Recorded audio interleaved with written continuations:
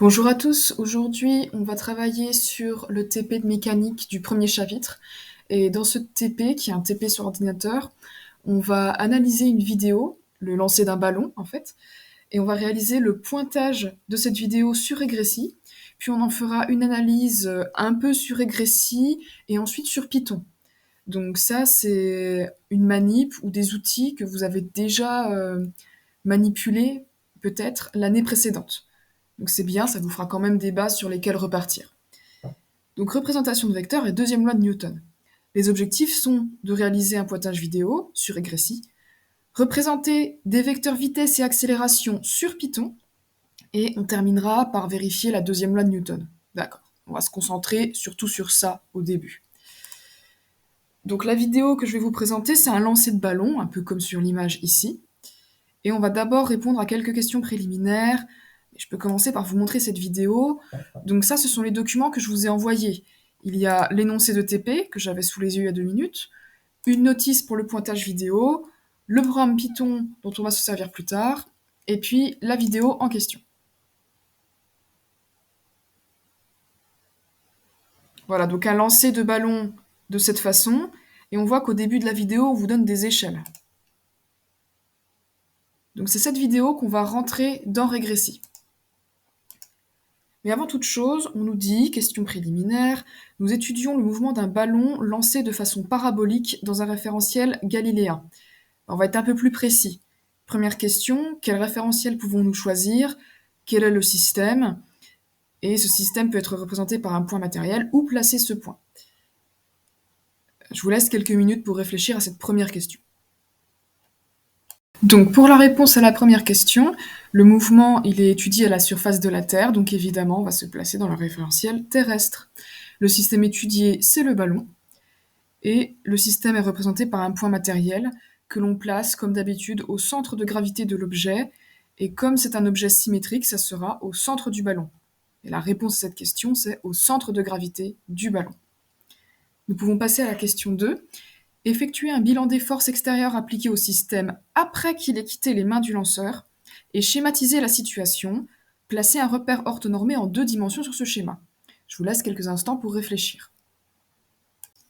Alors, pour répondre à la question 2, on peut s'appuyer sur un brouillon. Hop, ça c'est ce que vous pourriez faire sur votre feuille. Donc on étudie notre système qu'on représente par un point matériel, c'est mon ballon, je peux l'appeler B. Et on me demande le bilan des forces extérieures appliquées au système. Évidemment, il y a le poids, car on est à la surface de la Terre. Il y a aussi les frottements, mais on peut les considérer comme négligeables. Et la poussée d'Archimède, car on est dans un fluide, l'air. Mais ici, la poussée d'Archimède est bien entendu négligeable. Donc la seule force s'exerçant sur le ballon, c'est le poids. Et j'ai bien précisé dans l'énoncé, c'est après qu'il ait quitté les mains du lanceur. Parce que tant que le ballon est encore sur la main du lanceur, le lanceur exerce une force sur ce ballon pour le propulser vers le haut. Donc après avoir quitté les mains du lanceur, on n'a plus cette force, on n'a que le poids. Et dans ce cas, on peut dire qu'on est dans une situation de chute libre. Et il y a une trajectoire parabolique parce qu'en fait, on a fait un lancer avec une vitesse initiale non nulle. Donc on est bien en chute libre. On peut vous demander aussi de placer un repère orthonormé sur le schéma. On fait une étude en 2 dimensions, et il serait pratique d'avoir un axe horizontal qui va vers la droite et un axe vertical qui va vers le haut. On pouvait les mettre dans d'autres sens, mais naturellement, on préfère travailler dans ce sens-là. Donc je place une origine à mon repère. Mon axe des abscisses, je peux l'appeler X. Et l'axe des ordonnées, on peut dire Y ou Z. Sur Regressi, ce sera plutôt Y. Et ce qu'on faisait, nous, en classe, c'est qu'on ajoutait même 2 vecteurs unitaires de cette façon, qui s'appellent par exemple I et J. Voici un schéma avec un repère orthonormé. Maintenant, on passe à l'analyse du mouvement, partie 2. Et là, on va commencer à manipuler le logiciel. On va commencer par Regressi. La vidéo du mouvement étudié ainsi qu'un script Python sont disponibles dans le dossier TPMA, donc c'est ce que je vous ai envoyé par mail. Tout récupéré. Première chose, à l'aide de la notice, réaliser le pointage vidéo du mouvement sur le logiciel Regressi. Donc il suffit d'avoir Regressi d'ouvert et d'avoir avec soi la notice. Tac. Donc cette notice qui est ici, c'est une notice simplifiée que j'avais fait au début pour des élèves de seconde. J'avais étudié avec eux l'atterrissage d'une fusée. Donc c'était un mouvement à une seule dimension, ce qui fait que la notice est assez simple. Donc il y aura peut-être des petites différences par rapport à la vidéo que vous avez réellement, mais au niveau du protocole, c'est la même chose. Donc là, je vous laisse faire, ouvrez Regressi, la vidéo, et suivez cette notice pour faire le pointage. Si vous avez un problème pour Regressi, pour lire la vidéo, parce que niveau logiciel quelque chose ne va pas, je vais vous montrer en vidéo comment on fait. Et si vous avez tout ce qu'il faut pour que ça fonctionne, essayez de le faire. Aux ECE, il faudra savoir le faire. Donc je vous laisse tenter ça. D'après la notice, on me dit qu'une fois que j'ai ouvert Regressi, je dois cliquer sur Fichier, Nouveau, Vidéo. On va faire ça. Regressi, Fichier, Nouveau, Vidéo. Et là, selon le logiciel, on peut vous laisser le choix, mais Media Player, ça fonctionne. Voilà. On a l'outil d'analyse vidéo sur Regressi. L'étape d'après, ouvrir et aller chercher la vidéo qui nous intéresse. La vidéo va se lancer une fois. Donc je reviens sur Regressi, ouvrir. Ma vidéo est là, hop. Très bien, ça fonctionne, je peux voir ma vidéo. On revient sur la notice. Cette fois, on m'explique qu'il y a des boutons dans le coin qui permettent de faire défiler la vidéo. Alors, aller au tout début, aller à la toute fin, faire défiler image par image, faire défiler normalement. Il y a aussi le bouton rafraîchir avec la petite lumière là, pour s'il y a un problème, s'il manque des éléments. Et on a des barres de défilement sur la vidéo si besoin, mais là, vous l'aviez pas pour celle-ci. C'est quand on a une vidéo plus grande qui prend plus de place. Bref, donc là, ce que je sais, c'est que si je clique là-dessus, je peux revoir ma vidéo. Si je fais ça, elle revient au début. Et surtout, si on fait ça, elle avance image par image. C'est bien ça qui nous intéresse en physique. Hop. Maintenant, on commence l'analyse. Déplacer l'origine du repère en bas à gauche au niveau du sol. Donc on va placer notre repère de la même façon que ce qu'on avait dit au brouillon. Le repère, il est déjà là, en fait. Si je passe ma souris dessus, on voit que mon curseur change. Donc si je fais comme ça, je déplace mon repère. Donc je vais le placer à un endroit qui semble intéressant. On va mettre l'axe des abscisses au niveau du sol, donc vers les pieds du lanceur. Et l'axe des ordonnées, on peut le mettre à proximité de là où le ballon a été lancé. Ça pourrait être une bonne idée, comme ça. Faites bien attention au sens de vos flèches. Nous, on a dit que l'axe horizontal allait vers la droite et l'axe vertical vers le haut. Si ce n'est pas le cas, vous pouvez cliquer ici pour changer. Mais nous, on a voulu se mettre dans ce sens-là, on reste comme ça. Donc pour l'origine pour le repère, c'est bon. L'étape d'après, c'est l'échelle. Donc il nous faut une image où on peut voir une échelle. Pour les secondes, c'était une fusée. Et sur Regressi, il y a un segment que je peux déplacer pour indiquer mon échelle. Et je vais taper la taille de mon échelle dans la case dédiée. Donc ici, mon segment pour l'échelle, il est là. Et là, j'ai deux échelles possibles, la verticale ou l'horizontale. Donc je prends l'une ou l'autre, je déplace mon segment. Donc là, quand ils ont fait la vidéo, ils ont mesuré le panneau de basket et ils ont vu que horizontalement, il faisait 1,20 m. Donc j'ai mis mon segment sur la largeur du panneau de basket. Et là-haut, dans la case échelle, je tape 1,2 pour indiquer au logiciel que mon échelle en mètres est de 1,2. Ce segment sur la vidéo représente 1,2 m. Donc là, ma vidéo sera à l'échelle. Et là, on peut commencer les mesures. Mettre la vidéo au début, cliquer sur Mesure, et ensuite cliquer image par image. Voilà, en choisissant toujours le même point, les mesures s'affichent dans le tableau à droite. Alors, il y a un petit piège dans lequel il ne fallait pas tomber ici. On a bien dit qu'on étudiait le mouvement à partir du moment où le lanceur a lâché le ballon. Parce que là, sur l'image que vous voyez, le lanceur exerce une force sur le ballon. Donc ça ne correspond pas à notre schéma ici. On n'a pas que le poids, on n'est pas en chute libre. Donc on va commencer le pointage à la première image où le lanceur ne touche plus le ballon. Alors ici, ça doit être bon. On peut se mettre ici pour être sûr, ça marchera aussi. Je vais commencer là. Donc je fais mesure. Et avec ma cible, je clique sur le centre du ballon. Regressi fait défiler les images automatiquement et m'indique chaque point sur lequel j'ai cliqué. On peut observer sur le tableau à droite qu'il y a 3 colonnes qui se remplissent. La colonne des dates, T en secondes, une colonne pour les coordonnées X et une colonne pour les coordonnées Y. Les valeurs de ces coordonnées sont bien entendu à l'échelle, parce qu'on a précisé l'échelle juste avant. Donc là, je vais cliquer jusqu'à la fin. On devrait avoir une trentaine de points de mémoire.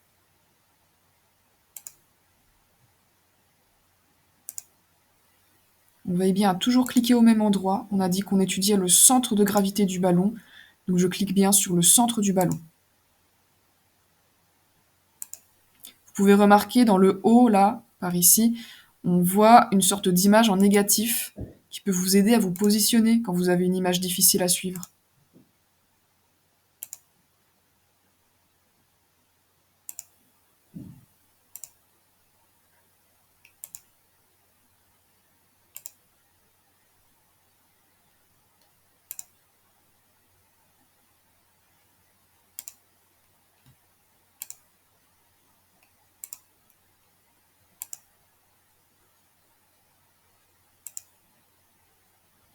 Voilà, je suis arrivée à la dernière image, le ballon ne bouge plus, donc je clique sur Stop pour arrêter mes mesures.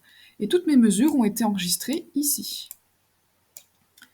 Dernière étape, lorsque le dernier point a été sélectionné, la vidéo n'avance plus, cliquez sur le bouton T égale 0, puis sur la première ligne du tableau pour situer l'origine des temps. Ici, c'est nécessaire de le faire, car comme on l'a dit, on n'a pas commencé le pointage vidéo sur la première image de la vidéo, on a un peu avancé. Donc mon premier point, ici, Régressi, il l'a compté à 0,24 secondes. Sauf que nous, on voudrait que ça soit notre 0 seconde. Donc je vais cliquer sur ce bouton, cliquer sur le point qui sera l'origine des temps, OK. Et alors, faut pas cliquer sur l'image, ça sert à rien, il faut cliquer dans le tableau. Voilà, et là, ça remet à 0 ici. Là, mon pointage vidéo est fait. Et pour passer à l'analyse, on va cliquer sur le bouton Traiter, juste ici. À partir de là, vous pouvez sauvegarder. Je vous conseille de le faire, comme ça, si vous avez un problème, que vous fermez la fenêtre, vous n'aurez pas tout perdu. Donc vous cliquez là sur la petite disquette, ou fichier enregistré, enregistré sous, vous l'enregistrez quelque part sur votre ordinateur. Alors si on revient sur l'énoncé du TP, nous en sommes à la question 2. Une fois le pointage vidéo terminé, cliquez sur le bouton Traiter, donc ça on a fait. Cliquez ensuite sur Graphe. Alors, Graphe, hop, j'ai déjà un graphique qui apparaît. Hop, j'ai plus besoin de la notice. Faire apparaître la courbe Y en fonction du temps. Donc Y en fonction du temps, ça veut dire Y en ordonnée, en fonction du temps en abscisse. Là, ce n'est pas le cas. Donc pour modifier ça sur Régressi, on va sur coordonnées, et on lui dit qu'en abscisse, je veux le temps, et en ordonnée, c'est bien Y. OK. Y en fonction du temps. Justifier l'allure de cette courbe. Est-ce la trajectoire du ballon? Par quel type de fonction pourrait-on modéliser cette courbe? Et après, on va nous poser les mêmes questions pour x de t, et on a encore une question derrière. Je vous laisse déjà quelques instants pour réfléchir à ça, et rédiger votre réponse. Alors, corrigeons ces premières questions. Concernant la courbe y en fonction du temps, est-ce la trajectoire du ballon? On dirait, parce que le ballon, il a fait un mouvement qui a cette forme, hein. Et pourtant, contrairement à ce qu'on pourrait croire, ce n'est pas la trajectoire du ballon. La trajectoire du ballon, c'est ce que vous avez vu avec vos yeux. Donc c'est l'évolution des coordonnées du ballon, y, en fonction de x. Donc ça répond à la question ici. Quelle courbe faut-il tracer pour obtenir la trajectoire du ballon? Il faudrait tracer y en fonction de x. Si je vous montre la différence n'est pas grande, mais ce n'est pas la même chose. Ça, c'est bien la trajectoire du ballon dans l'espace. Vos yeux, ils n'ont pas vu le temps. Par contre, cette courbe-là, y en fonction du temps, c'est une représentation graphique de l'équation horaire y en fonction du temps. Rappelez-vous dans le cours, les équations horaires, c'est l'évolution des coordonnées y, x ou z quand ça existe, en fonction du temps. Donc ça, c'est une première évolution de la coordonnée y en fonction du temps. Et c'est logique, parce que le ballon, quand il est lancé, il monte, puis il descend. Ben, c'est bien ça. Quand le temps progresse, mon ballon monte, puis il descend. Mais c'est selon le temps, c'est pas selon la position x. Donc là, on obtient une parabole. Et en mathématiques, quand vous obtenez une parabole, on peut modéliser ça par un polynôme du second degré. Je rappelle, un polynôme du second degré, c'est une fonction mathématique de la forme a x carré plus bx plus c. polynôme du second degré, ax carré plus bx plus c. Alors là, comme je suis en fonction du temps, ça serait plutôt at carré plus bt plus c. Ok. De toute façon, c'est pas cette courbe-là qu'on va modéliser, ça va être une autre. Mais ça serait un polynôme du second degré. D'ailleurs, si je demande à Régressi de modéliser, hop, modèle, eh ben, j'irai prendre une parabole et il m'afficherait l'équation de ce polynôme du second degré. Mais on va pas faire comme ça aujourd'hui. Alors, on me demandait d'autres courbes dans l'énoncé, on me demandait aussi de regarder x en fonction du temps. Donc l'évolution de la coordonnée x en fonction du temps. Et là, j'obtiens ceci. Ben, c'est logique, parce que quand le ballon se déplace, selon l'axe x, il est toujours en train d'avancer. À aucun moment, il a reculé. Donc ça, on pourrait le modéliser par une fonction linéaire, ou on pourrait dire affine, si on juge que ici, ça ne passe pas par l'ordonnée. Mais c'est bien quelque chose de linéaire. Et maintenant, je reviens sur y en fonction de x. Donc c'est bien y en fonction de x, la trajectoire. Et là, c'est une parabole, c'est un polynôme du second degré. Donc là, je pense qu'on a répondu à toutes les questions, je n'ai rien oublié. Ok.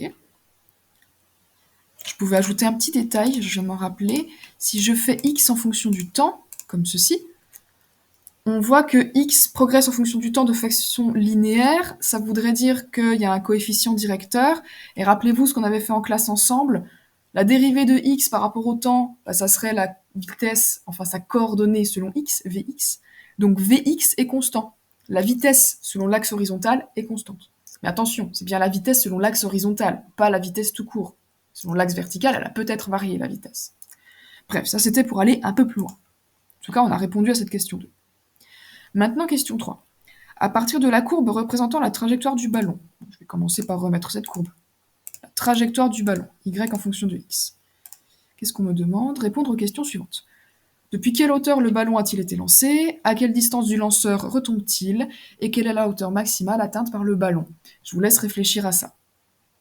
Donc pour répondre à ces questions, on va simplement faire des lectures graphiques. Donc je vais sur Régressi. Et rappelez-vous, pour faire des lectures graphiques facilement sur Régressi, je vais prendre un outil et je peux prendre le réticule libre, par exemple. Alors là, sur mon graphique, les points ont été reliés, c'est parce que tout à l'heure, j'avais cliqué sur modélisation et je n'aurais pas dû, en fait. Donc si vous n'avez pas les points reliés, c'est pas grave du tout, hein, c'est même mieux, c'est des points expérimentaux. On ne relie pas les points expérimentaux, normalement. Donc là, j'ai mon outil pour faire mes lectures graphiques. Et on me demande, depuis quelle hauteur le ballon a-t-il été lancé? Vous avez bien compris la vidéo, hein. Le ballon il a été lancé depuis là, donc d'après mon pointage, quand le lanceur avait la main bien levée en l'air, le ballon était à 2,6 mètres de haut. Si vous avez pointé depuis le point précédent, vous avez peut-être un petit peu moins, mais voilà, on a une idée de la hauteur depuis laquelle le ballon a été lancé. À quelle distance du lanceur le ballon retombe-t-il? Donc quand le ballon va retomber, il va être ici, puisqu'on est sur l'équation de la trajectoire. Et si je regarde le dernier point sur lequel j'ai cliqué, on est à x égale 5,24 mètres. Alors ce n'est pas exactement le point où le ballon retombe, parce que la vidéo s'est arrêtée avant que le ballon touche le sol. En vérité, il va toucher le sol un petit peu plus loin, ça serait par là. Mais on est sûr qu'on est après 5,25 mètres, à ceci près. Et enfin, quelle est la hauteur maximale atteinte par le ballon? Là, on en est sûr. On va chercher la hauteur maximale. C'est de l'ordre de 4 mètres environ, si j'arrondis. Donc là, c'est terminé pour Régressi. On va y revenir après. Donc il ne faut pas le fermer tout de suite. On va passer sur Python. Donc Python, une fois ouvert, il doit ressembler à ça, ou peut-être que vous l'avez avec un fond noir, mais ça ne change pas grand-chose. Fichier ouvrir et sélectionner le script Python que je vous ai fourni. Donc fichier ouvrir. Et je vais chercher le script Python que j'ai mis dans mon dossier. Voilà. Ok, c'est ça. Et ensuite, on vous donne un peu de travail. Alors déjà, pas de panique. Le script Python, qu'est-ce que ça veut dire? Déjà, regardons les premières lignes. Ces premières lignes, vous allez toujours les trouver quand vous faites du Python. Le Python, il ne faut pas oublier que c'est un outil de programmation, c'est un outil de mathématicien. Et cet outil fait travailler l'ordinateur, et pour faire son travail, il doit aller chercher des consignes dans des bibliothèques. Ça s'appelle comme ça, des bibliothèques. Et là, les deux premières lignes, elles servent à importer les bibliothèques. Donc la bibliothèque NumPy et cette bibliothèque-là, matplotlib.pyplot. Ok.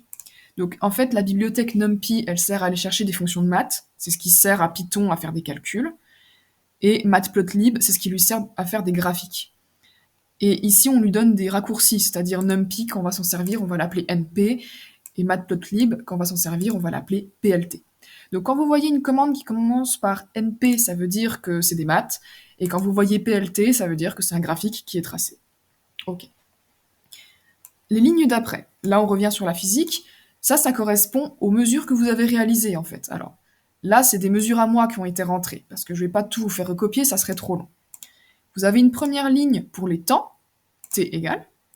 Après, vous avez une ligne pour les x et une ligne pour les y. Donc NP array, ça veut dire que c'est un tableau de valeurs en fait. Donc là, on voit déjà des valeurs de temps qui ont été entrées, toutes les 0,04 secondes. C'est comme ce qu'on avait eu sur Regressi. Vous pouvez retrouver vos mesures en allant dans grandeur, tableau, elles sont là vos mesures. On voit que c'était ça, c'était mesuré toutes les 0,04 secondes. Pour l'axe des X, j'avais mis des mesures que j'avais déjà fait précédemment. Alors est-ce que ça correspond à ce que j'ai fait là, à ceci près, plus ou moins, mais ça ne fera pas une grande différence. Et enfin, pour l'axe des Y, il n'y a pas les mesures. Là, c'est à vous de faire, vous allez mettre vos propres mesures. Ce qu'on vous demande là. Les premières lignes du script ont déjà été remplies avec des valeurs de tx, complétez la ligne y avec vos valeurs. Alors attention, en Python, les virgules servent à séparer les différentes valeurs, les différentes mesures. Pour écrire un chiffre à virgule, il faut remplacer la virgule par un point. Conseil, utilisez le pavé numérique sur la droite du clavier, si vous en avez un, c'est plus facile. Ce que je vous dis là, en fait, c'est que quand vous voyez les chiffres là, 0,0 par exemple, la virgule, en anglais, en programmation, c'est un point. Alors que pour nous, les Français, c'est une virgule. Ici, la virgule, dans Python, elle sert à séparer les mesures. Donc il ne faut surtout pas mélanger. Les points servent à faire la virgule, et les virgules servent à séparer des valeurs. Un autre conseil que je vais vous donner, quand vous rentrez vos valeurs, il faut qu'à la fin, ça fasse la même taille. Par exemple, imaginons ma première mesure, c'est 2. Alors je pourrais juste mettre 2, et après passer à la suivante. Mais si je fais ça, je vais avoir du mal à m'y retrouver dans mon tableau. Remarquez que toutes les mesures que j'ai mises, j'ai mis 4 caractères. Un chiffre, un point, 2 chiffres. Même si on pouvait arrondir. Ça permet d'avoir toutes les cases qui font la même taille, si vous voulez, et on s'y repère plus facilement. Donc par exemple, si ma première mesure c'est 2, je vais faire l'effort de mettre 2,00. Et après, je passe à la suivante. Comme ça, ici, tout est aligné. Et à la fin, je saurai directement si j'ai rentré le bon nombre de valeurs, car mes 3 lignes doivent faire exactement la même taille. Si ça ne fait pas la même taille, c'est que vous avez oublié une mesure. Alors dans ce cas, vous recomptez et vous vérifiez par rapport à ça si c'est bon. Enfin, un dernier conseil en informatique que je peux vous fournir, quand vous voulez faire du recopiage comme ça, vous pouvez réduire une fenêtre et la mettre là pour faire votre recopiage, alors celle-ci ou l'autre. Ou sinon, ce que je fais souvent, c'est que je prends ma fenêtre, hop, je vais percuter le côté gauche de mon écran, vous voyez, ça fait une petite vague, hop. Et parfois, l'ordinateur, il va me demander ce que je veux mettre de l'autre côté, donc je mets ça. Et comme ça, j'ai mes 2 fenêtres côte à côte, je peux taper, comme ça. Donc je vous laisse remplir votre ligne. Ok, donc là, j'ai recopié les mesures que j'ai faites devant vous, et là, je suis arrivée à un problème, je vois qu'il me manque une mesure à la fin. En fait, c'est normal, hein. On voit que la dernière mesure qui me manque, c'est la date t égale 1,36, et si je regarde mes mesures régressies, ça s'arrête à 1,32. En fait, j'ai fait mes mesures un point plus tard que la fois où j'avais fait les mesures là, donc c'est logique qu'il me manque un point. Autrement dit, je vais juste enlever les mesures du premier point. Si vous avez commencé le pointage une image plus tôt, vous n'avez pas ce problème. Et si vous l'avez fait exactement comme moi, vous avez ce problème. Mais c'est pas grave, on n'a pas le point à 1,36. Mais on a quand même suffisamment de points avec tout ça. Ok, donc là j'ai rentré toutes mes mesures et je vois que j'ai le même nombre dans chaque ligne, donc ça va marcher. On nous dit dans l'énoncé d'exécuter une première fois le programme. Donc pour exécuter le programme, on clique ici sur la petite flèche, hop. Et on obtient le résultat, ça vous fait un graphique. Si vous voyez pas le graphique, ça peut être dans une fenêtre qui est là en bas, vous cliquez dessus et ça s'affiche ici. Donc là, on voit la trajectoire de mon ballon et il y a un petit problème, c'est que les points en haut, ils sont un peu en haut de la fenêtre, ça va pas être simple de voir ce qu'on veut voir. Est-ce que je peux me déplacer? Oui, je peux me déplacer avec cet outil-là, quand je clique là-dessus. Ok. Donc là, j'obtiens bien la trajectoire du ballon, position Y en fonction de la position X. Donc le même graphique que sur Régressi. J'ai ça en plus, la flèche là, mais on en parlera après de cette flèche. Ok. Donc si on obtient quelque chose, ça veut dire que ça marche. D'ailleurs, on voit en bas dans la console ici, c'est la zone où Python communique avec vous. S'il vous dit des messages comme ça, c'est que ça fonctionne. S'il y a une erreur, ça va faire un message en rouge et ça vous dira à quelle ligne il faut corriger. Alors si je reprends mon énoncé, exécuter une première fois le programme, et on va s'intéresser à la partie du script qui est là. Donc c'est bien la suivante dans le programme, c'est ça. Et on va expliquer ça. Hop. Quel est le rôle de chaque ligne? Je vous laisse réfléchir à la signification de chaque ligne, en observant ce que ça vous a donné. On va répondre à la question 4. Que signifie chaque ligne? Ce que vous avez remarqué déjà en observant ceci, c'est que les lignes commencent par PLT. Tout à l'heure, je vous avais dit que PLT, c'est des commandes qui permettent de tracer les graphiques. L'autre chose que vous avez vue par vous-même, c'est ça. Position X en mètres, position Y en mètres, trajectoire du ballon.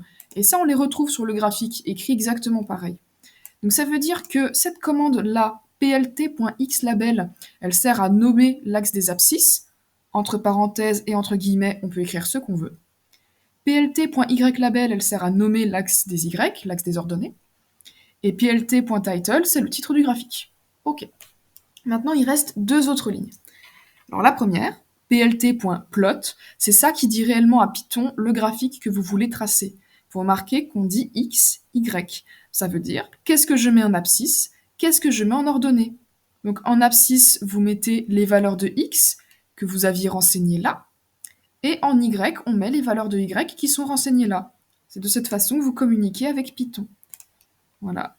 Tracez le graphique y en fonction de x. X en abscisse, y en ordonnée.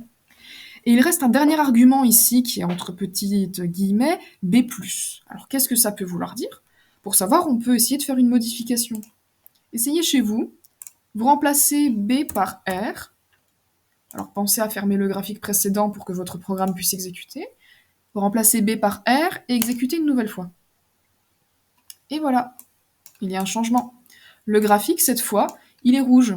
Et bien R comme red, ça veut dire les points en rouge. Tout à l'heure, on avait B pour blue, ça voulait dire les points en bleu. N'oubliez pas que Python parle en anglais.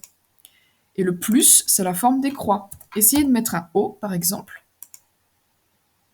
Cette fois, vous obtenez des points en forme de rond. Alors, on va laisser des croix bleues, c'est plus précis. Voilà. Donc ça explique les lignes qui sont là. Vous le notez sur votre feuille, là, vous avez de la place.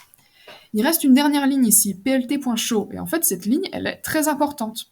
Parce que si vous mettez que ce qui est là-haut à Python, il va le faire. Il va tracer un graphique, il va nommer les axes, mais vous ne lui avez pas demandé de vous le montrer. plt.show dit à Python, montre-moi le résultat, montre-moi le graphique. Et cette ligne, plt.show, elle a été mise tout en bas de votre code. Parce qu'en fait, ça permettra aussi de montrer tout ce qu'on va faire ensuite sur la même fenêtre. Sinon, on pouvait le mettre avant, ici, et on observait juste ce graphique-là. Mais donc le plt.show, il doit bien apparaître à la fin du code, sinon on n'a pas le résultat. Donc ça répond à la question 4. Maintenant, question 5.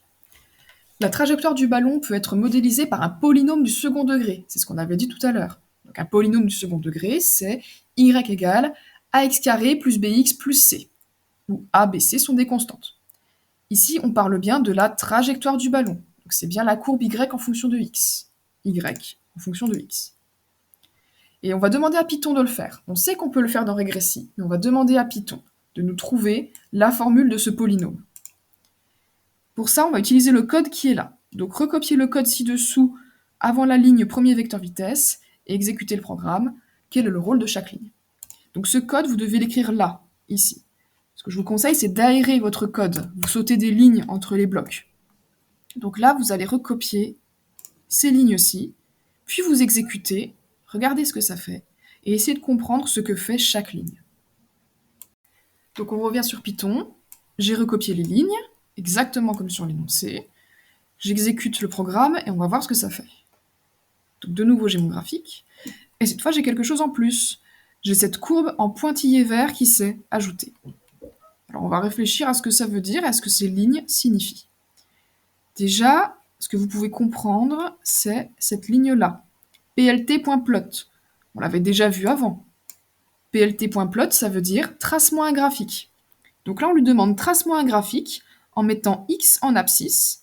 Et en ordonnée, ici, on lui dit de mettre ax carré plus bx plus c. Donc autrement dit, l'équation du polynôme. Vous remarquez que quand il a des multiplications dans Python, on met des étoiles.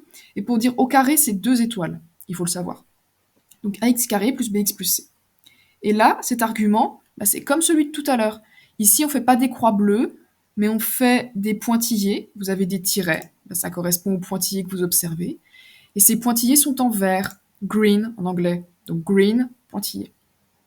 Donc ça, c'est ce qui vous trace le graphique. Et il est affiché parce que tout à la fin du code, vous avez le plt.show. Ok. Donc quand vous avez cette ligne, ça veut dire que Python a modélisé le graphique, a modélisé la courbe. C'est la courbe théorique de la trajectoire du ballon que vous obtenez à partir de vos mesures expérimentales. Alors cette courbe, enfin cette équation-là, ce polynôme du second degré, il a dû le calculer Python. Et ça, pour le calculer, il l'a fait à la ligne d'avant. ABC égale np.polyphyt xy2. Ok. On lui dit ABC, c'est les constantes qu'on veut utiliser. np.polyphyt. np, c'est des commandes de mathématiques. Et polyphyt, quand vous faites fit en informatique, ça veut dire que vous modélisez. Donc cette commande veut lui dire modélise cette courbe, tout comme le fait Regressi. Donc je veux que tu modélises la courbe qui a x en abscisse, y en ordonnée, et ça sera un polynôme de degré 2. C'est bien ce qu'on voulait. Si on mettait 1 ici, ça correspondrait à une fonction linéaire, par exemple. Donc cette ligne veut dire modélise y en fonction de x par un polynôme du second degré, et ça va nous donner 3 constantes ABC. Enfin, Python, il a tracé la courbe parce qu'on lui a demandé, il a trouvé les 3 constantes ABC. Il reste une chose, parce que si vous lui dites que ça, il ne va pas vous dire quelles sont les valeurs des constantes ABC. C'est à ça que sert la dernière ligne, print. Quand vous voyez print en Python, vous pensez à print, imprimer l'imprimante. C'est pas exactement ça, ça veut dire dis-moi. Dis-moi les valeurs. Donc dire A égale donner la valeur de A, B égale donner la valeur de B, C égale donner la valeur de C. Si vous observez bien votre fenêtre Python, il s'est passé quelque chose en bas dans la console. Vous avez les valeurs de A, B, C. Et bien ça, c'est le résultat de votre commande print. Vous lui avez demandé A, c'est égal à quoi, B, c'est égal à quoi, C, c'est égal à quoi. Donc vous les avez ici, qui ne sont pas arrondis du tout, parce que Python, c'est comme une calculatrice, ça n'arrondit pas. Et là, vous avez l'équation de votre polynôme. Donc vous savez que votre polynôme, qui est représenté ici, son équation, c'est donc moins 0,41 x carré plus 1,92x plus 1,78. Équation du polynôme, que Regressi aurait pu trouver aussi. Et maintenant, vous savez faire avec les deux. Ok, donc ça, c'était la partie la plus difficile, modéliser la courbe. Maintenant, on passe à la ligne 6, à la question 6. Cette fois, on va tracer des vecteurs sur Python. On sait tracer les vecteurs à la main, on peut le faire aussi sur ordinateur. Les lignes suivantes servent à tracer un premier vecteur vitesse. Elles ont été complétées à partir des mesures de la professeure. Quel est le rôle de chaque ligne? Donc ce que vous avez ici, c'est déjà écrit là. Vous avez déjà un premier vecteur de vitesse qui est tracé. C'est pour ça qu'on a une flèche qui est là. Ça, en fait, c'est un premier vecteur vitesse. Et pour faire ce vecteur vitesse, les chiffres qui sont là, c'était des mesures que j'avais faites moi. Donc vous allez pouvoir changer et mettre des mesures à vous. Alors déjà, la ligne qui est là en verte derrière le hashtag, on appelle ça un commentaire. Ça sert à expliquer ce qu'on fait dans le code. On peut écrire tout ce qu'on veut. Donc là, j'ai mis « Je calcule mon premier vecteur vitesse ». Ok. Donc je vais vous laisser réfléchir à ce que ça veut dire, comment ça marche, et après je reviens vers vous. Ok, donc tracé d'un premier vecteur vitesse. Pour comprendre ces lignes, il faut vous rappeler comment on fait en physique pour obtenir un vecteur vitesse. Nous, ce qu'on dit toujours en cours, c'est le vecteur vitesse, c'est égal à la dérivée par rapport au temps du vecteur position OM. Ok, une dérivée. Sauf que ça, la dérivée, c'est en théorie. Nous, quand on a des mesures et qu'on veut tracer un vecteur sur le papier, par exemple, on utilise autre chose. Et ça, on l'avait fait une fois en classe à l'occasion d'un exercice. Pour trouver la valeur de la vitesse en un point, c'est la distance entre le point d'avant et le point d'après sur la différence de temps, point d'avant, point d'après. Autrement dit, quand vous avez un tracé de vecteur vitesse, vous avez besoin de regarder ce qui se passe au point d'avant et au point d'après. Eh bien, c'est bien ce qu'on a mis dans notre code ici. Donc, Vx, Vy. N'oublions pas qu'on est dans une étude à 2 dimensions, donc mon vecteur vitesse, il aura 2 coordonnées, Vx, Vy. Et je les ai appelés Vx1 et Vy1 car c'est mon premier vecteur vitesse. Ça veut dire que pour que Python trace mon vecteur vitesse, il doit d'abord calculer la coordonnée Vx et ensuite calculer la coordonnée Vy en utilisant cette formule qu'on lui donne. Donc par exemple, pour obtenir la coordonnée Vx, on a fait position x du point d'après moins position x du point d'avant sur date du point d'après moins date du point d'avant. Alors si on observe ici 0,52 moins 0,44, ça veut dire que dans mes mesures, hop, 0,52, 0,44, point d'après, point d'avant, j'ai calculé mon vecteur vitesse à t égale 0,48. Donc pour x, je lui ai dit tu prends le point d'après 2,43 moins le point d'avant 2,14. C'est ce qui est écrit là. Pour y, même raisonnement. Au niveau des dates, on prend la date du point d'après et la date du point d'avant. Donc c'est toujours 0,52, 0,44. Et pour y, on va lui dire tu prends y du point d'après moins y du point d'avant. Et là, c'était mes mesures à moi. Là, pour les y, vous pouvez remplacer et mettre vos mesures. Donc là, avec les nouvelles mesures que j'ai faites, à 0,52, c'est 3,98, donc je vais remplacer. Et à 0,44, on a 3,95, donc je vais remplacer. Donc là, avec ces deux lignes, Python calcule la coordonnée x du vecteur vitesse et la coordonnée y de ce vecteur vitesse, avec la formule qu'on connaît bien. Mais une fois qu'il a fait ça, il a juste calculé, il ne nous a rien affiché. On doit encore lui donner une commande pour qu'il nous affiche le vecteur ici. Et c'est cette commande-là, plt.arrow. Plt, c'est une commande avec du graphique, et arrow, en anglais, ça veut dire flèche. Ça veut dire trace-moi une flèche, trace-moi un vecteur. Alors si on regarde ce qui se cache ici, on appelle ça dans les arguments. Ici, on peut voir déjà Vx1, Vy1. Ça veut dire qu'on va chercher les coordonnées. Donc là, on lui donne les coordonnées du vecteur. C'est affecté d'un facteur 0,1.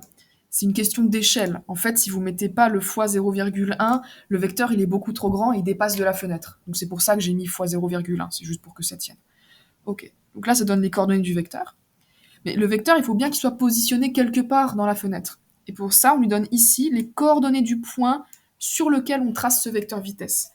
Rappelez-vous, on a dit qu'on se mettait là, entre 0,44 et 0,52. Si je vous le fais en schéma, on a un point à 0,44, le point d'après à 0,48 et après 0,52. Donc nous, on trace notre vecteur vitesse en ce point, c'est-à-dire que le point d'avant c'est celui-là, le point d'après c'est celui-là. Donc si je trace le vecteur vitesse en ce point, ça veut dire que je dois donner à Python les coordonnées de ce point pour tracer mon vecteur vitesse. Donc à 0,48, c'est 2,27, 3,98, les coordonnées x et y. 2,27, et là je peux remettre 3,98. Hop, je lui demande d'exécuter ça. Et là, il va faire le vecteur vitesse qui correspond à mes mesures et qui est bien positionné sur le point qui le concerne. Donc vous faites pareil, vous modifiez les valeurs de y pour que ça corresponde à vos mesures. Enfin, la dernière chose qu'on a dans l'argument, c'est ça, head width 0,05. Head en anglais, ça veut dire tête, width, largeur. En fait, c'est la largeur de la flèche. On pourrait faire une flèche avec un bout plus grand ou plus petit. Et fc égale b.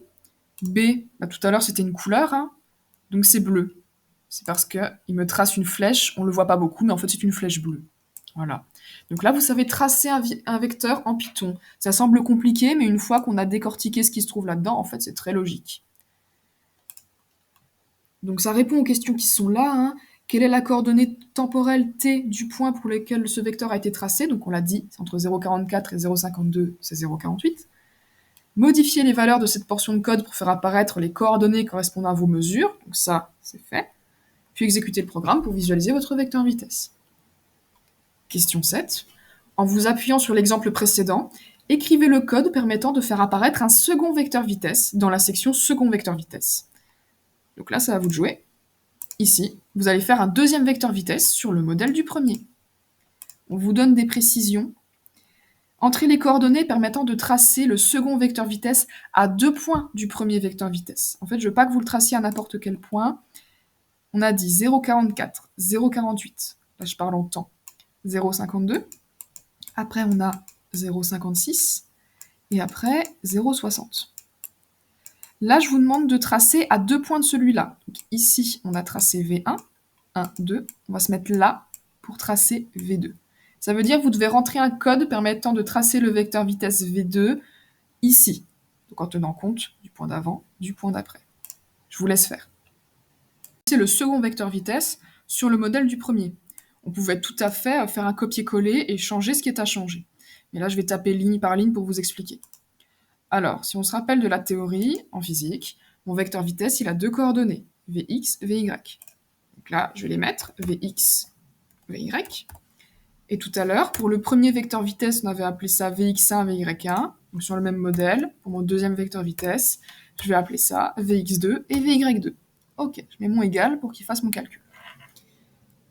Alors, quand je fais un vecteur vitesse, quand je calcule la norme ou les coordonnées d'un vecteur vitesse, il faut que je fasse la différence de distance au niveau des coordonnées point d'avant, point d'après, divisé par la différence de temps. Notre premier vecteur vitesse, on l'avait tracé à t égale 0,48 secondes, et dans l'énoncé, on nous demande de tracer le deuxième 2 points plus loin, donc à t égale 0,56 secondes. Ça veut dire que pour le temps du point d'avant, ça sera 0,52, pour le temps du point d'après, ça sera 0,60. Donc au dénominateur, ma soustraction, ça sera 0,60 moins 0,52. Je peux commencer par écrire ça. Donc au numérateur, j'aurai aussi une soustraction, voilà, divisé par la soustraction de mes temps. Et là, je vais mettre aussi soustraction, divisé, soustraction. Okay. Donc on a dit qu'au niveau des temps, on faisait 0,60 moins 0,52. C'est valable pour les deux. 0,60 moins 0,52. Maintenant, pour x et y, là, je dois regarder les coordonnées. Donc, à t égale 0,60, c'est ici. En x, j'ai 2,71. Donc, 2,71. À 0,52, j'ai 2,43. Donc ça, c'est les différences de coordonnées x. Ça va bien me donner la coordonnée Vx de mon vecteur vitesse. Maintenant, pour la coordonnée y, je vais faire la différence des y. Donc à t égale 0,60, y égale 3,94. Moins, à t égale 0,52, c'est ici, y égale 3,98. Ok. Donc avec ça, Python va pouvoir calculer les coordonnées de mon vecteur vitesse. Il va falloir aussi qu'il m'affiche mon vecteur vitesse. Donc pour ça, je vais reprendre la commande ici qui sert à tracer les vecteurs. Je peux la copier-coller. plt.arrow, car plt c'est les graphiques et arrow c'est pour faire le vecteur. Et maintenant, je vais donner les arguments. Ici, n'oublions pas que je dois dire les coordonnées du point où ce vecteur doit apparaître. Donc ça sera le deuxième point qui est là. Le point à t égale 0,56, on avait dit. Donc je vais regarder 0,56, les coordonnées de ce point, c'est 2,57, 3,97. 2,57, 3,97, argument suivant. Maintenant, on va préciser les coordonnées de notre vecteur. Donc ces coordonnées, ça va être Vx2, Vy2, et on va laisser le facteur fois 0,1, car on a vu que c'était pratique pour ne pas avoir un vecteur vitesse trop grand. Donc je vais remettre 0,1 fois Vx2, et ensuite 0,1 fois Vy2. Je dois préciser la largeur de ma flèche, de la tête de ma flèche, donc head width. Et on a vu que précédemment on faisait 0,05, ça marchait bien. Et je vais lui préciser en quelle couleur je veux tracer ce vecteur, donc je peux changer de couleur. Personnellement, je vais remettre du bleu. On exécute une fois le programme pour voir si ça fonctionne. Et ça fonctionne, j'ai mon deuxième vecteur vitesse qui apparaît bien sur le point dédié. Mes vecteurs vitesse, ils sont bien tangents à la trajectoire. Et il est bien bleu, celui-ci. Ok, ça marche. tout apparaît, car je rappelle que le plt.show est à la fin du programme. Donc on a répondu à la question 7. Maintenant, vous savez tracer des vecteurs vitesse en Python. Question 8. Maintenant, on va faire un vecteur accélération. Complétez la partie vecteur accélération pour tracer le vecteur accélération du point se situant entre le premier et le second vecteur vitesse. Donc ça va se passer ici. Vous avez une section pour le vecteur accélération. Alors là, il a mis ça parce que quand on sauvegarde les fichiers, Python a du mal avec les accents. Donc je vais réécrire un accélération sans accent. Voilà. Et ici, on va mettre ce qu'il faut pour faire un vecteur accélération. On vous demande bien dans la consigne, ce vecteur accélération, il doit se situer sur ce point. Le point, entre le point du premier vecteur vitesse et le point du deuxième vecteur vitesse. Donc je vous laisse réfléchir au code qu'il faut écrire, faites un essai et regardez ce que ça donne. Ok, maintenant on nous demandait de tracer le vecteur accélération, donc vous voulez celui-là, et pour ça il faut se rappeler des principes physiques pour les vecteurs accélération. Donc un vecteur accélération, on a vu en cours que c'est la dérivée par rapport au temps du vecteur vitesse. Sauf que là, comme on trace des vecteurs sur un graphique, on ne va pas utiliser la dérivée, mais on va faire comme on avait fait en exercice. Quand on veut faire un vecteur vitesse sur un schéma, un vecteur accélération, pardon, on doit prendre le vecteur vitesse du point d'après, moins le vecteur vitesse du point d'avant, sur la différence de temps entre nos deux vecteurs. C'est exactement ça. Là, on a le vecteur vitesse du point d'avant et le vecteur vitesse du point d'après. Mon étude, elle est toujours en 2 dimensions, donc mon vecteur accélération, il a toujours 2 coordonnées, AX, AY. Ça veut dire que dans mon programme Python, je vais commencer par lui dire qu'il y a 2 coordonnées, AX et AY. On peut commencer par faire ça ici. AX égale AY égale. Donc, de la même façon, là, on va faire la différence des coordonnées des vecteurs vitesse divisée par la différence de temps entre nos vecteurs vitesse. Donc, je peux déjà mettre une soustraction, une division, une soustraction. Pareil pour celui-là. Ok. Donc cette fois, mon vecteur accélération, on a dit qu'il était en ce point, à t égale 0,52 secondes. Ça veut dire que pour les temps, au dénominateur, ça va être 0,56 moins 0,48. Ça, je peux déjà l'écrire. 0,56, 0,48. C'est bien ça, je ne me suis pas trompée. Ok. Ensuite, sur les numérateurs, on va faire la différence des coordonnées des vecteurs vitesse. Donc pour AX, on va faire la différence des coordonnées des vecteurs X, enfin des coordonnées X de nos vecteurs, pardon. Et ça, on les connaît déjà, pas besoin de mettre des valeurs. Donc ça sera Vx2 moins Vx1. Et pour Y, ça sera la différence des coordonnées Y de nos vecteurs. Donc Vy2 moins Vy1. Voilà. Là, il va savoir qu'il doit prendre cette valeur moins celle-ci, divisée par la différence de temps. Pour AY, il va faire cette valeur moins celle-ci, divisée par la différence de temps. Là, Python est en capacité de calculer les coordonnées de notre vecteur accélération. Reste à ajouter une commande pour lui demander de tracer ce vecteur. Donc la commande pour les vecteurs, c'est plt.arrow, plt commande de graphique. Hop, et on précise les arguments. Donc d'abord, on va mettre les coordonnées du point où ce vecteur doit être tracé. Je rappelle qu'on veut se placer à t égale 0,52 secondes. Donc dans mes mesures, à 0,52 secondes, en x, on est à 2,43, en y, à 3,98. Donc on va lui demander de tracer le vecteur à cet endroit-là. Hop. Et ensuite, il faut tracer le vecteur. Donc je lui donne les coordonnées du vecteur. Donc ça sera AX, AY, avec l'échelle fois 0,1 pour que ça ne fasse pas un vecteur trop grand. Donc 0,1 fois AX, 0,1 fois AY. Donc AX et AY qui ont été calculés juste avant. On met ensuite la commande pour la largeur de la flèche, head width, je l'ai bien tapé, si on a un doute, on fait un copier-coller. Hop. Et ensuite, on peut mettre la couleur de la flèche. Pour différencier par rapport au vecteur vitesse, je peux changer de couleur et mettre une flèche rouge par exemple. On exécute le programme. tout fonctionne, il n'y a pas d'erreur. Et voilà, mon vecteur accélération est apparu ici. Et on voit que là, la modification d'échelle, elle a été utile, hein. J'aurais même pu faire un peu plus et mettre 0,05. Voilà mon vecteur accélération qui est là en rouge. Donc maintenant, vous savez tracer un vecteur accélération en Python. Alors le problème avec le code qu'on a fait, c'est que on peut tracer que quelques vecteurs précisément, et à chaque fois, il faut changer les valeurs si on veut changer de vecteur. L'intérêt de Python et de l'informatique, c'est d'automatiser les choses. Donc on pourrait aller plus loin, faire un code où on automatise, où on dit juste la date ou le numéro du point où on voudrait que les vecteurs soient tracés, ou même on pourrait demander à Python de tracer tous les vecteurs en même temps. Pour ça, il faut utiliser ce qu'on appelle une boucle. Ça veut dire lui dire à chaque point, tu fais ça, ça et tu les affiches. Aujourd'hui, on va pas aller aussi loin. Je voudrais que vous compreniez le principe physique de tracer les vecteurs. Ça correspond à ce qu'on a fait en classe, et c'est simplement traduit en langage informatique. On obtient bien les vecteurs qu'on aurait obtenus sur le papier. Ok. Donc ça répondait bien à la question 8.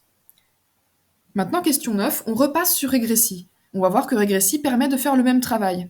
Mais là, avec Python, vous avez compris quel était ce travail précisément.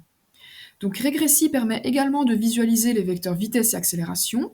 Faites apparaître la courbe Y en fonction de X, puis cliquez sur vecteur vitesse et accélération. Ok, je reviens sur Regressi, que je n'ai pas fermé. Je vais sur le graphique. Alors, est-ce que je peux enlever le réticule? Oui, je clique sur... Parce que là, j'ai le réticule. Je clique sur Outils standard, ça enlève mon réticule. Donc j'ai bien Y en fonction de X, la trajectoire. Et dans Regressi, vous avez un bouton ici, Vecteur. Et vous pouvez lui demander vitesse ou accélération, ou les deux. On va lui demander les deux en même temps. Et voilà, il fait tous les vecteurs vitesse et accélération de tous les points en même temps. Ça, Python peut le faire aussi si on fait le code approprié. Sauf que là, dans Regressi, quand il fait ça, vous ne savez pas exactement ce qu'il fait. Maintenant, vous savez ce qu'il fait exactement. Voilà. Donc ça correspond bien à ce que vous aviez sur votre graphique, hein.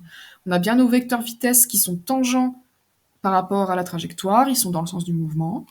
Et nos vecteurs accélération sont orientés ainsi. On va discuter l'orientation de ces vecteurs accélération. Commentez la direction et le sens des vecteurs que vous observez. Donc on a déjà dit pour les vecteurs vitesse. Et les vecteurs accélération, ils semblent aller vers le bas globalement, hein. Ils ne sont pas tous orientés exactement pareil. Ça vient des mesures, hein. Rappelons qu'en physique, on fait des mesures. Il y a des petits écarts par rapport à la réalité, des petites incertitudes, des écarts par rapport à la théorie surtout. C'est pour ça qu'ils ne sont pas tous exactement dans le même sens. On expliquera dans quel sens ils devraient être en théorie juste après. Ok. Question 10, cliquez sur grandeur. Grandeur. Ah, il y a plein de choses qui sont apparues. De nouvelles formules ont été ajoutées dans l'onglet Expression. On va d'abord regarder ça. On va dans l'onglet Expression ici. Ça, il vous a ajouté des formules qui n'étaient pas là au départ. Que veulent dire ces formules? Alors si on regarde, on a Vx égale Vy égale V, Ax, Ay, A. Et quand vous allez dans le tableau, c'est ça les colonnes qui se sont ajoutées. Vx, Vy, V, Ax, Ay, A. Et en plus, il vous met des unités. Mètres par seconde, ça veut dire que les V, c'est bien des vitesses. Mètres par seconde au carré, ça veut bien dire que les A, ce sont des accélérations. Mais là, il a fait le même travail que nous dans Python. Il a calculé des Vx, des Vy, les coordonnées de nos vecteurs. Et après, il a fait autre chose. On va expliquer ce que c'est. Alors, pour les coordonnées des vecteurs, il a fait ça. Diff xt. Qu'est-ce que ça peut vouloir dire, diff xt, diff yt? Et là, diff vxt, diff vyt. Et là, il faut vous rappeler le sens physique de ce qu'on est en train d'étudier. Votre vecteur vitesse, on a dit tout à l'heure, un vecteur vitesse, c'est la dérivée par rapport au temps d'un vecteur position. Et la coordonnée Vx, c'est la dérivée par rapport au temps de la coordonnée x. La coordonnée Vy, c'est la dérivée par rapport au temps de la coordonnée y. Ça veut dire que Regressi, lui, pour faire tous les points, il a fait la dérivée par rapport au temps de la coordonnée x, pour avoir Vx. Pour avoir la coordonnée Vy, il a fait la dérivée par rapport au temps de la coordonnée y. C'est ça que veut dire le diff dans Regressi, ça veut dire dérivée. Dérivée de x par rapport au temps, dérivée de y par rapport au temps. Et ensuite, pour les accélérations, c'est le même principe. Vous savez que l'accélération, c'est la dérivée de la vitesse par rapport au temps. Donc les coordonnées ax, ay, on peut les obtenir en dérivant la coordonnée vx par rapport au temps et en dérivant la coordonnée vy par rapport au temps. Hop. C'est bien ce qu'il a fait là. Ax, c'est la dérivée de vx par rapport au temps. Ay, c'est la dérivée de vy par rapport au temps. Et ça, il l'a calculé à chaque ligne du tableau. Donc là, vous pouvez observer l'évolution des coordonnées Vx, Vy, Ax, Ay. Vous pouvez même les mettre dans le graphique si vous en avez envie. Oups, je me suis trompée. Hop, voilà, vous pouvez tout tracer. Mais on va pas le faire, ça sera dans un prochain TP. Donc voilà pour ces lignes-là, enfin pour ces colonnes-là. Et maintenant, il nous reste V et A tout seul. Alors si on observe là, V égale SQRT, Vx puissance 2, plus Vy puissance 2, A, SQRT, AX puissance 2, plus AY puissance 2. Bah ça vous paraît très bizarre. En fait, c'est très simple. SQRT, c'est l'abréviation en anglais de square root. Square, carré, root, racine. En fait, quand vous voyez ça en informatique, ça veut dire racine carrée. Donc là, il est en train de faire racine carrée, et dans la racine carrée, il a mis Vx au carré plus Vy au carré. Alors, je vais noter ça sur mon brouillon. V égale racine carrée de Vx au carré plus Vy au carré. Eh bien, rappelez-vous les formules qu'on a vues en cours, c'est ce qu'on appelle la norme du vecteur. Donc ici, Régressi a calculé la norme du vecteur vitesse à chaque fois. Donc là, vous avez la norme du vecteur vitesse en chaque point. Et c'est ça qui lui a servi à tracer ses flèches, notamment. Et pareil pour l'accélération. L'accélération, sa formule, ça sera A égale racine de ax carré plus vy carré. C'est bien ce qu'a fait Régressi. C'est comme ça qu'il trouve les valeurs de A, et il se sert de ça pour tracer les vecteurs A ici, tout simplement. Voilà, ça répond à la question 10. Voilà, quelles colonnes ont été ajoutées automatiquement. Il nous reste la dernière chose, vérifier la deuxième loi de Newton. Appliquer la deuxième loi de Newton pour notre système, en déduire les coordonnées du vecteur accélération, est-ce en accord avec nos résultats? Je vous laisse faire ça et réfléchir un peu. À la dernière question de ce TP, vérification de la deuxième loi de Newton, on me demande d'appliquer la deuxième loi de Newton à notre système. On rappelle la deuxième loi de Newton, la somme des forces extérieures appliquées à un système est égale à la masse de ce système fois le vecteur accélération de ce système. Et on parle bien de vecteurs et de somme vectorielle dans la deuxième loi de Newton. On applique la deuxième loi de Newton à notre système. Ça veut dire on va remplacer. La somme des forces extérieures, on la connaît. On a fait le bilan des forces plus tôt dans le TP au tout début. Et on avait dit que la seule force s'exerçant sur le système, sur le ballon, c'était le poids, P. Les frottements et la poussée d'Archimède étant négligés. Ça veut dire que ça, c'est le poids P, égale MA. Le poids P, vous connaissez son expression. Vous savez que P égale mg. P, c'est mg. Et là, je parle du vecteur G1. L'intensité de la pesanteur. Vecteur du champ de pesanteur. Donc on a mg égale ma. Déjà ici, on voit qu'il y a une simplification. J'ai fois masse de chaque côté. Donc mathématiquement, je peux simplifier. Il me reste le vecteur accélération est égal au vecteur g, le vecteur du champ de pesanteur. Donc mon vecteur accélération, il a deux coordonnées, ax, ay. Et mon vecteur g aussi, il a des coordonnées. Rappelez-vous, on s'est placé dans un repère orthonormé OXY. Mon vecteur g, il va être orienté de cette façon, vertical vers le bas. Ça veut dire que selon x, sa coordonnée, c'est 0. Il ne progresse pas selon x, ce vecteur. Et selon y, ça sera la norme du vecteur, donc g. Mais comme il va vers le bas, je rappelle que notre vecteur unitaire j, il est vers le haut, c'est moins g. Donc au final, mon vecteur accélération, il doit avoir une coordonnée selon x qui est nulle, et une coordonnée selon y qui vaut moins g.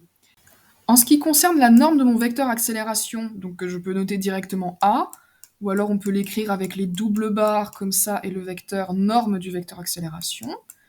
On rappelle qu'on calcule cette norme en faisant racine carrée de ax carré plus ay au carré. On peut remplacer. Ax, c'est 0, donc j'ai 0 au carré, plus ay au carré. Ay, c'est moins g. Donc c'est tout moins g que je dois mettre au carré, comme ça. 0 au carré, ça fera 0. Il va me rester tout ça au carré, donc ça va faire g au carré, et j'ai moins 1 devant, moins 1 au carré. Moins 1 fois moins 1, ça fait plus 1. Donc il me reste 1 fois g sous ma racine. 1 fois g carré. Donc ça fait bien racine de g carré. Ça fait g. Donc la norme de mon vecteur accélération, c'est égal à g, l'intensité de la pesanteur. Et on connaît la valeur, c'est 9,81 mètres secondes moins 2. Comme ça. Donc si Régressi a bien travaillé, si on a bien fait notre travail en Python, on devrait obtenir ça. On devrait obtenir des vecteurs accélération qui sont orientés comme le vecteur g, donc ils sont verticaux, vers le bas, et de norme, g, 9,81 mètres par seconde moins 2. Donc nous, nos vecteurs, ils étaient presque vers le bas. Sur Régressi, on peut voir que c'est pas exactement ça. Mais ça, voilà, ça vient des problèmes de mesure, des petits écarts avec la théorie. Et au niveau des valeurs de la norme du vecteur accélération, on est proche de 9,81, peut-être un peu plus. On est autour de 10. Si on fait la moyenne, on pourrait savoir sur combien on tombe exactement. On doit être autour de 9,81 à vue d'œil. Alors il y a peut-être des différences. Comme on l'a dit, dans notre étude, on a négligé les frottements. Alors peut-être que dans la réalité, dans ce lancer de ballon en extérieur, les frottements de l'air n'étaient pas complètement négligeables, ce qui expliquerait les variations d'accélération. Donc ça devrait faire un mouvement plutôt ralenti, une accélération plutôt vers l'arrière. Mais bon, bref, avec cette étude expérimentale, on obtient ça. N'oublions pas que nos points, on les a cliqués à la souris, avec toutes les imprécisions que ça apporte. Mais globalement, on ressent un vecteur accélération orienté vers le bas, dont la valeur semble être g. Donc on peut dire qu'avec ça, à quelques incertitudes près, on vérifie la deuxième loi de Newton. On a bien montré que notre accélération, c'était notre vecteur g, donc la deuxième loi de Newton de laquelle on est parti, elle est vérifiée. Ça répond à cette question. Voilà, bilan du TP. On a vérifié rapidement la deuxième loi de Newton, mais surtout, vous avez réalisé un pointage vidéo avec Régressi. Ça, c'est une compétence à savoir maîtriser pour les ECE et aussi dans un TP ultérieur. Et nous avons aussi appris à représenter des vecteurs vitesse et accélération. Vous savez le faire sur Régressi, c'est facile, c'est juste un bouton sur Régressi. Mais vous savez le faire aussi en Python, et vous savez ce que l'ordinateur fait réellement quand vous lui demandez de représenter des vecteurs. Vous procédez de cette façon. Voilà pour ce TP.